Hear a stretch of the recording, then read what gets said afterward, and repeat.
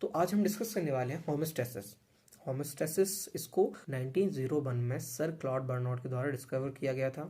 यदि हम इसकी डेफिनेशन देखें तो होमोस्टैसिस जो होता है, maintain the internal environment of our body is called homeostasis. इसके वर्ड मीनिंग में जाए तो होम्यो मीन्स होता है सेम, स्टैटिस मतलब स्टैंडिंग। ठीक है, अब उसके बाद हम बात करें इसके कंपोनेंट्स। तो कंपोनेंट्स में सबसे पहला होता है एक सेंसर या फिर डिटेक्टर होता है, ठीक, कंट्रोल सेंटर होता है, और एक होता है इफेक्टर्स।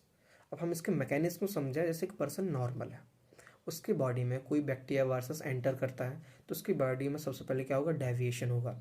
डिटेक्टर और सेंसर्स इसको डिटेक्ट करेंगे कि कोई बैक्टीरिया वायरस हमारी बॉडी में एंटर किया है। फिर ब्रेन और स्पाइनल कॉर्ड जो कि कंसेंटर होते हैं वो सिग्नल भेजेंगे कि कोई बैक्टीरिया वायरस हमारी बॉडी में एंटर किया है, बॉडी का टेम्परेचर बढ़ाइए।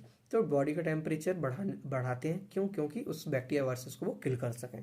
फिर आगे चल के वो क्या होगा, जैसे बॉडी का टेम्परेचर बढ़ेगा तो इफेक्टर्स इफेक्ट करेंगे, करेक्शंस वहाँ पे उसको करेक्ट करेंगे, मतलब उसको किल कर देंगे। उसके बाद फिर बॉडी नॉर्मल।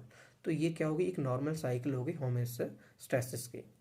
ठीक है, फिर एक आता है पॉजिटिव फीडबैक और एक आता है नेगेटिव फीडबैक। तो पॉजिटिव फीडबैक क्या होता है कि जैसे हमारी बॉडी में कोई बैक्टीरिया वायरस एंटर किया, ठीक है, अब वो उसको किल करने के लिए हमारी बॉडी को पॉजिटिव फीडबैक देगा कि इसका बॉडी टेम्परेचर बढ़ाइए। तो ये हमारा पॉजिटिव फीडबैक है। और जब हमारा बॉडी के अंदर जो बैक्टीरिया वायरस गए हैं उसको जब वो किल कर देता है, किल करने के बाद उसको नेगेटिव फीडबैक देता है कि अब बैक्टीरिया वायरस किल हो गए हैं, तो अब इसके टेम्परेचर को नॉर्मल कर दीजिए। तो ये क्या होता है, इसका पॉजिटिव और नेगेटिव फीडबैक।